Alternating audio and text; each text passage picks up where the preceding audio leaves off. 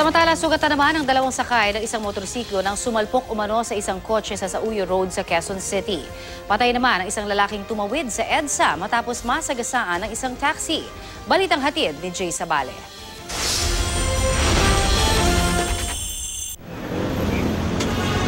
Isa ang patay habang dalawa ang sugatan sa magkahiwalay na aksidente sa lungsod ng Quezon City.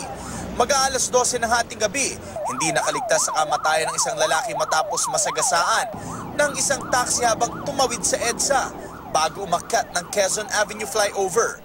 Kwento ng driver na si Rodrigo Magtalas, pumreno raw siya dahil biglang tumawid ang lalaki. Pero nahagip pa rin ang lalaki at tumama ang ulo nito sa windshield. Biglang meron tumawid ang preno ko, kaya lang hindi na nakaya ng preno ko. Meron tayong overpass dun sa ilalim nung flyover. Doon tayo dapat tumawid para maiwasan natin yung ganitong aksidente. Dinala pa ng MMDA Rescue sa ospital si De Guzman, ngunit binawian pa rin siya ng buhay.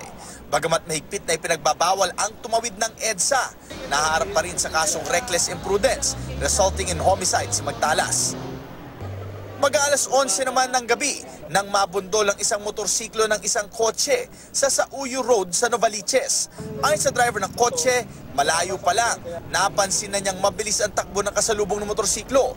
Para makaiwas sa aksidente, inihinto raw niya ang kotse. Umiiwas naman daw ang motorsiklo pero inabot ang kaliwang bahagi ng sasakyan niya dahilan para sumemplang at tumalsik ang magkaangkas sa kalsada. Nakita ko yung motor na matulin na nasasakop na itong linya ko. Kaya ang ginawa ko, medyo huminto na ako pero umabot pa rin siya dito sa akin. Nakita ko yung motor doon gumigiwang, nakita ko rito kotse pahinto na dito. Inabot pa rin siya, sir. Dito nakita ko na umikot-ikot na dito ako. Di ako nakapasok agad sa kwarto eh. Amoy alak yung lalaki. Dahil walang helmet na suot, sugatan sina Ronald Garcia at Laika Bahinting na under observation ngayon sa ospital. Jay Sabale, GMA News.